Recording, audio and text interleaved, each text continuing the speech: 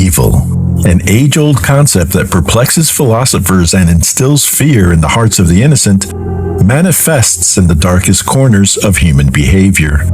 It is the deliberate choice to inflict harm, to revel in the suffering of others, and to disregard the sanctity of life. The crimes committed by Wade Wilson exemplify this kind of evil.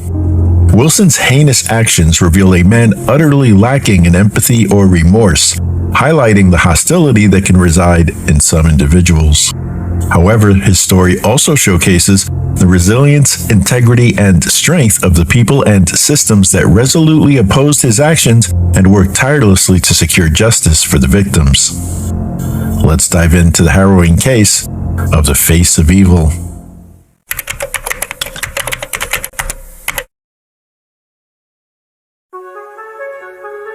It was a seasonably warm 84 degrees in Fort Myers, Florida on the evening of October 6, 2019. Melissa Montanez and her boyfriend of 6 months, Wade Wilson, decided to head to the Buddha Bar for a night of drinks, music, and fun. According to a police report, they pulled up in Melissa's sleek, gray 2015 Dodge Hellcat. Inside the bar, a heated argument erupted between them about Wade's desire to leave and visit someone's house, a plan Melissa was firmly against. Frustrated, Wade claimed he needed to grab something from the car and went outside. Moments later, Melissa followed, only to witness her Hellcat leaving the parking lot. Strangely, Melissa didn't observe Wade in the driver's seat. The harsh reality dawned on her. He had abandoned her. Stranded without a ride and not wanting to go home, Melissa reached out to her friend Amy, who promptly picked her up and took her back to her place. Exhausted, Melissa soon passed out. By 8 a.m. the next morning, she groggily realized that Wade had been trying to contact her multiple times from an unfamiliar number. When she finally picked up, Wade's voice came through, loud and furious, demanding to see her immediately. Uneasy due to his history of violence and drug use, Melissa agreed to meet in public at her workplace. She asked Amy to come with her for support and safety, and Amy agreed. As soon as Wade pulled up to her location, she knew something was off, as she did not recognize the car he was driving. So where did you agree to meet him? Mila's Spa. Now, when you arrived at Mila's Spa, did you see your Hellcat? No.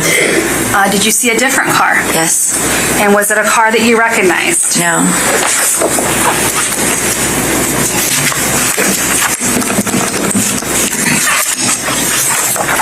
I'm showing you State's Exhibit 5. Does this look like the car that he was driving? Yes. And again, was that a car you had ever seen before? No. Now, when you got there, did you get out and try to talk to him? Yes. And again, what were you trying to talk to him about? I went to the driver's side window. He wrote it down. I said, "Where are my keys? Where's my car?" He was calm and just saying, "Get in the car, get in the car." And it escalated quickly. Did you agree to get in the car? No. And when you would not agree to get in the car, how did he act? Violent, aggressive, tried to pull me in the car physically, and I resisted, got plank style so that he could not grab me into the vehicle. When you say you got plank style, could you just show the jurors what you mean by that? And I was being pulled into the car by my dress. Okay, so for the record, you just stood up and put your hands straight above your head. Yes, so that I was not being able to be budged into the vehicle.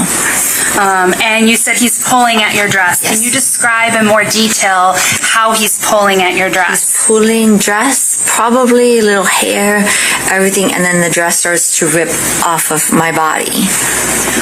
And what happens after that? Once he realizes that the threads were becoming, I was getting away from him and he was still holding onto the dress, he opens the car door, obviously forgets to put it in park. The car starts to roll forward. He tackles me to the ground. The car grazes both of our legs and I'm pummeled to the ground. How hard did he push you to the ground? I'm sorry, I don't recall. It was this is also fast, and he's very heavy, and I'm 5'2", he's 6'6", so. Now, what happens after you are pushed to the ground? I start to get beat. Okay. Describe what you mean when you say he was beating you. It all went so fast and so slow, whether it be punches, slapping, choking, that kind of nature. Yes. Now, you mentioned that the fight is happening around the car. Does the fight move at some point? Yes, so I either get drugged, pulled, can't remember, by my hair, arm, or dress, to I'm trying to reason with him, trying to talk to him, but there's nobody behind those eyes anymore. So there was no reasoning with him. I got to the front of the staircase, and I'm holding on to that, and a crowd begins to develop. I'm expecting people to help, call 911, so I'm just trying to bide my time at that point as quickly as help can get there, and that's not working either. I'm starting to get punched and grabbed and choked and all kinds of things again. Somehow we move up to the upper level. I'm trying to convince him, let's just go in Mila Spa. We'll talk about it there. We're safe there. Melissa eventually managed to break free and ran to a nearby business seeking safety. Moments later, at 8:48 a.m., Fort Myers police arrived at the scene of the altercation. Multiple 911 calls had reported a man assaulting a woman. Officer Tim McCormick met Melissa at the Mila Spa in downtown Fort Myers, where she identified Wade Wilson as the assailant. She recounted the harrowing assault and mentioned that Wade was last seen driving a black Nissan Versa. By then, Wade had already fled the scene, prompting the police to issue an alert for his capture. At the station, Melissa provided detailed information during an interview with a detective. She explained that she and Wade had been together for 6 months after meeting through a mutual friend. They lived together for the first 2 months until Wade was incarcerated for about 3.5 months. Despite his imprisonment, Melissa maintained contact with him and decided to give him a second chance upon his release. While she had heard from others about Wade's abusive behavior, her primary concern was based on her own experiences with him. Wade's criminal records, however, revealed him as a habitual offender with over 20 arrests since 2010 for charges including fraud, trespassing, and physical abuse. In subsequent court testimony, Wade's biological father provided additional insight into his son's upbringing. Good morning. Please state your name for the record. Steven Testaseca. Mr. Testaseca, where are you employed? I'm self-employed. What type of work do you do? Window and door replacement. Are you married? Yes, ma'am. What is your wife's name? How old are you, sir? 46. You know someone by the name of Wade Wilson? Yes, ma'am. How do you know Wade Wilson? He's my son.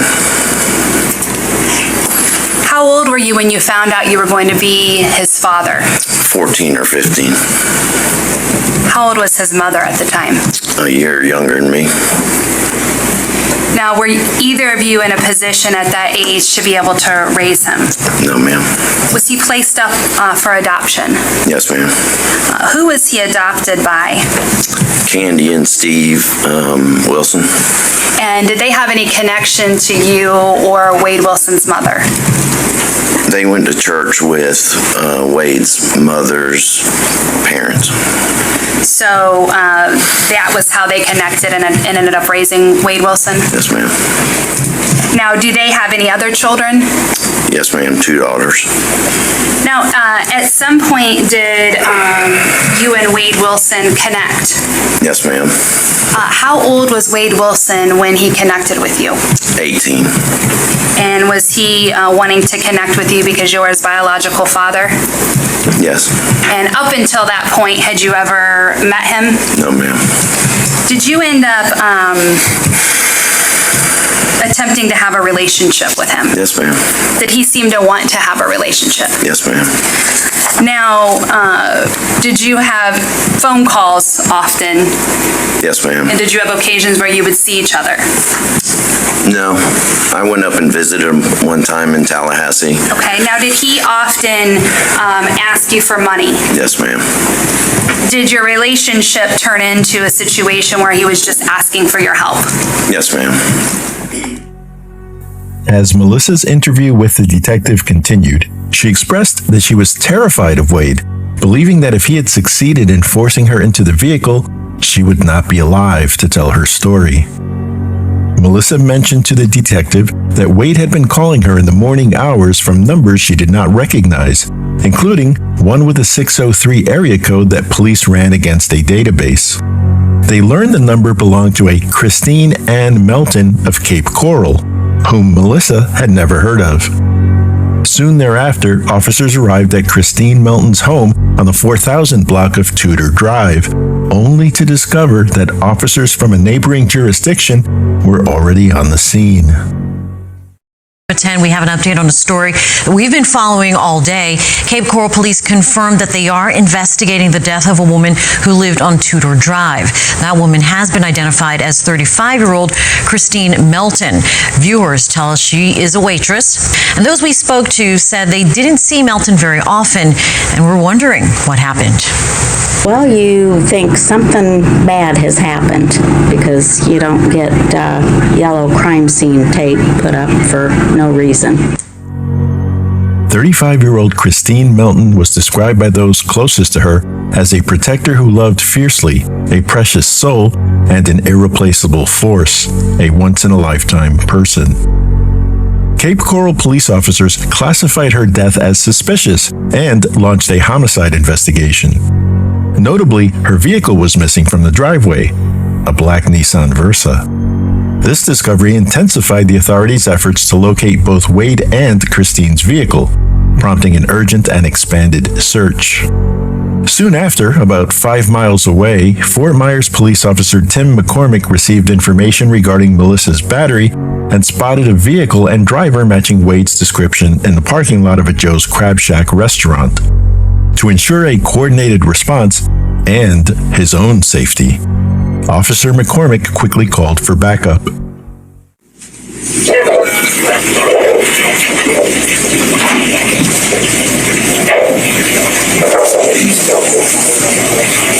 How you doing?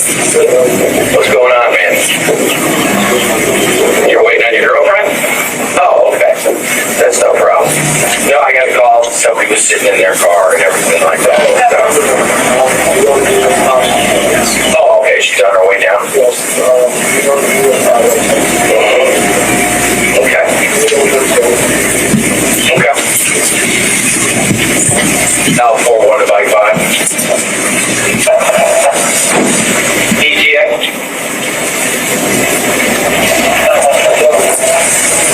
Got me up 10-12. I'll explain it to you when my partner gets here, okay? Yeah. How about this morning?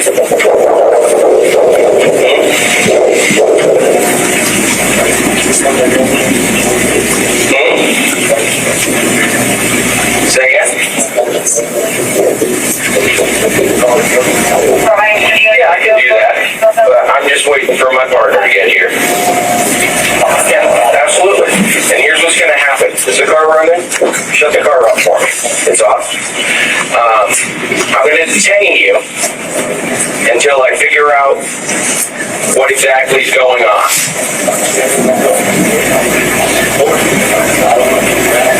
Wait, you don't want any trouble for me? Okay. Okay, yeah, that's what I'm saying. So I'm going to have you step out of the car, and I'm going to detain you. Not arrest. Detain you right now. Okay? And I can't have any problems. You understand me? All right. What's that?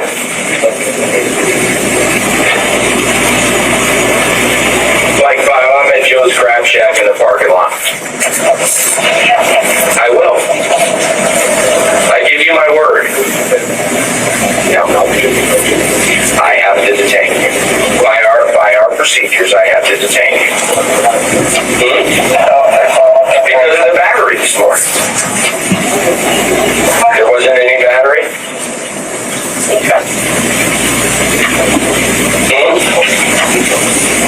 I will. No. Just relax. Let me see the keys to the car. Let me see the keys to the car. Good. Keys. Keys. Wait, we're not gonna have any problems. Just give me the keys to the car.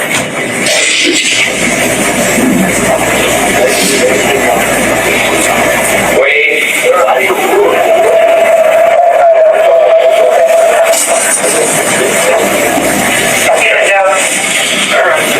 Just wait till my partner gets here. No, 4-1. Give me a couple more minutes. Don't go anywhere. Hey.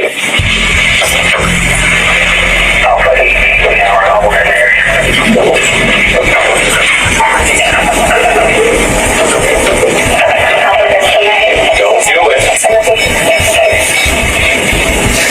He's in his car, attempting to take off. Back out. Yes, please.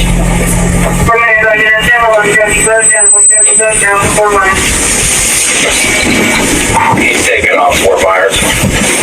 Just ran a stop sign going up towards McGregor.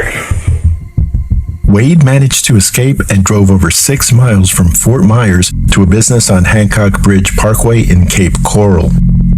Desperate for help, Wade approached Josh, a businessman he knew through a previous employer. He pleaded for money to buy a bus ticket out of town. When Josh declined, Wade, in a state of agitation, said, "No, you don't understand, Josh. I killed people last night." Alarmed, Josh stepped outside and immediately called 911. 911, what is the emergency? I have a very unstable man that's, I guess, wanted at my office. Hancock Bridge Parkway. He's got tattoos, he's short-lived, he's killed some people, and he just hurt a girl in Hancock Bridge Parkway. Okay. What is the phone number you're calling from? 239. Okay, tell me exactly what happened. The gentleman's name is Wade something. I have no idea.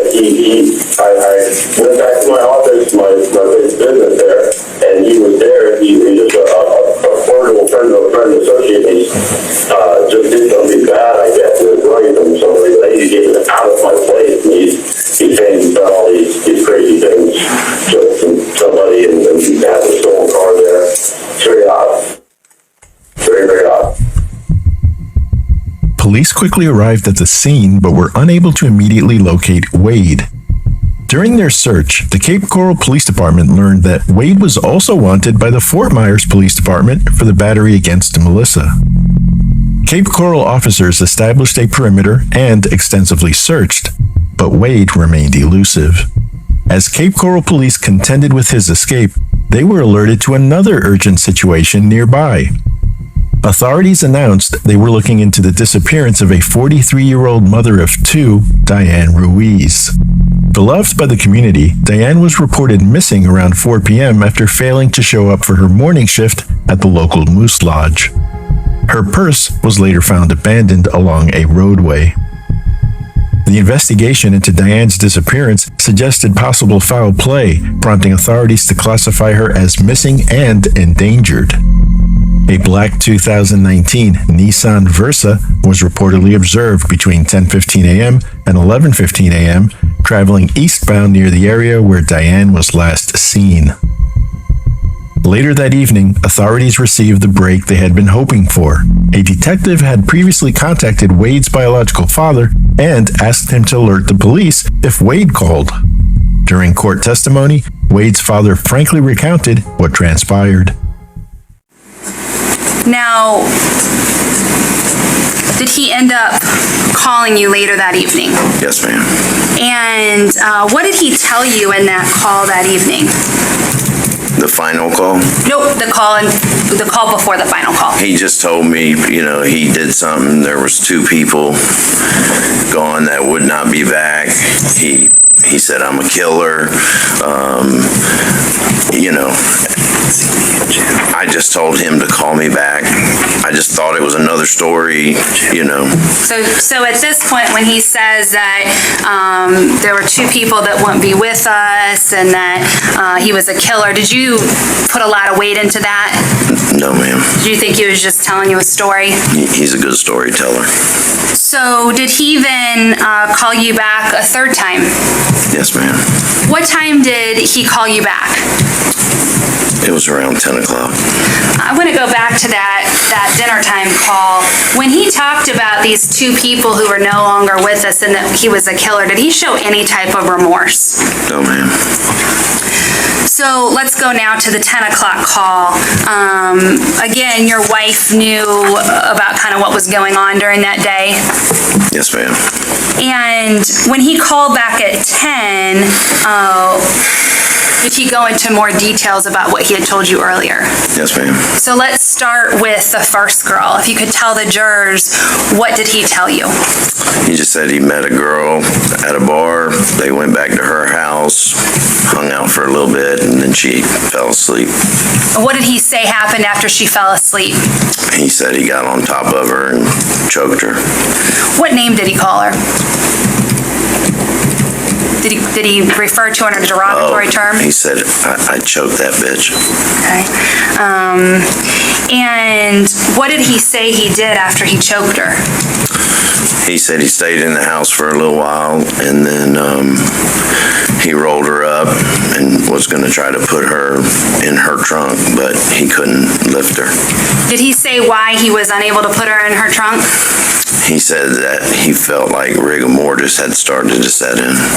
And does rigor mortis make your body stiff? You didn't know? I think so. Yeah. So he just told you that that was the reason that he couldn't lift her and get her into her trunk? Yes, ma'am. And when he said her trunk, it was the trunk of her car he was going to put her in? Yes, ma'am. So what did he tell you he did when he couldn't get her body into her own trunk? He left her there and took her car. What did he say about the second girl? He said he saw her walking down the street and stopped and asked her for directions. And she got in the car with him. What did he say happened once she got in the car with him? He said he reached over and choked her. And did he tell you that he choked her while he was driving? Yes, ma'am. Now, what did he say happened after he choked her? He said he was looking for a place to put her body. Did he find a place where he eventually dumped her body? Yes, ma'am. What did he tell you about the situation when he got to the place where he was going to dump her body? He said that he pulled her out of the car and realized that she was still breathing. So what did he tell you he did when he realized she's still breathing? He said he got back in the car and ran her over until she looked like spaghetti. Now, the whole time that he's telling you these details, is your wife hearing any of these details? I had the phone on speakerphone. Now, prior to him telling you these details, how did you feel about turning him in to law enforcement? I initially wanted to help him. Okay. Did you feel conflicted about giving him over to law enforcement initially? Yes, ma'am. At some point when you're talking with him, did that feeling change? Yes, ma'am. Why? I just thought, what if that was my mom or my daughter or sister or wife? I would want somebody to do that. And did you have additional concerns of what might happen if you didn't turn him into law enforcement? Yes, ma'am. What was that, sir? He would have done it again. Now, after he's telling you all these details, Do you know where he's at when he's telling you these things? I just knew he was in a house that he broke into when he was running from the police. Did you know the actual address of this house he broke into? No, ma'am. Now, when you were talking to him and you decided that you needed to give the information to law enforcement about his whereabouts, how did you get that address from him? I told him I was going to send him an Uber and I needed the address. Wade's father relayed his son's whereabouts to a detective, who then passed the information to the U.S. Marshal Service and the Regional Fugitive Task Force. Wade had broken into and was hiding in a home occupied by a married couple who, fortunately, had left town for Ohio just that morning. The agencies made contact with Wade, and after about 30 minutes of giving loud verbal commands for him to exit the residence, he opened the front door, where agents took him into custody without incident. Wade was transported to the Cape Coral Police Department for booking and later to the Lee County Jail. According to a report published online dated October 15, 2019, and authored by Caitlin Greenackle, Wade's ex-girlfriend, Melissa, claimed that Wade called her from jail the previous day and confessed to killing Christine Melton and Diane Ruiz, whose body was found in a field behind a Sam's Club on October 10th. He admitted over the phone to me that he killed both those women. He strangled both of them. He said he just felt like it. He said he was on drugs and it messed him up, explained Melissa. About 6 weeks after the deaths of Christine and Diane, the state attorney's office organized a press conference to make an important announcement regarding the case against Wade Wilson. Good afternoon, everybody. Thank you so much for coming. I am State Attorney Amira Fox, and I stand here today with Cape Coral Police Chief Dave Newland and our teams from both our offices to announce the indictment of Wade Stephen Wilson for the murders of Christine Melton, age 35, and Diane Ruiz, 43, both of Cape Coral. The Lee County Grand Jury met today and returned an indictment against Wilson for 2 counts of first-degree premeditated murder. He was also indicted for 1 count each of battery, grand theft of a motor vehicle, burglary of a dwelling, and first-degree petty theft. Christine Melton was found dead in her Cape Coral home on October 7th. The body of Diane Ruiz was found on October 12th in a field in Cape Coral, 4 days after she was reported missing. I hope today's indictment brings some small comfort to the families of these victims. These 2 women were preyed upon by the defendant, and their murders impacted their families and shook our community. The Cape Coral Police Department investigated these homicides and the events leading up to them, which led to the arrest of the defendant. And I want to say a huge thank you to Chief Newland, his command staff, and the 2 detectives who worked this case, among others who stand up here with us today, Detective Bell and Detective Jones, and thank them for the absolutely excellent investigative work. They were meticulous, they were patient, and that is why we stand here today with a successful indictment for 2 counts of first-degree murder. The following day, Wade made his initial court appearance on the charges via remote video. Wade Wilson, 19 CF 568. Mr. Wilson, you're charged with first-degree murder, grand theft auto, battery, a second first-degree murder, burglary of a dwelling, occupied, and petty theft. State want to be heard? Briefly, Judge, Andreas Gardner on behalf of the state. The state respectfully requesting Mr. Wilson be held no bond. Defense? The Honor charge on to believe Judge Manning took testimony and signed habeas to have an no bond. Any other bond motions will be conducted with the trial judge. Very good. Mr. Wilson will be held without bond. Your court date is November 25th, 2019 at 8:30 a.m. in courtroom 4A. If somehow you get out of jail, you will have no contact with is that someone? All right. You will have no contact directly or indirectly with Melissa Lynn Montez is away from 29 West Street in Fort Myers, Florida. Do you understand that, sir? Sure. That's all for today.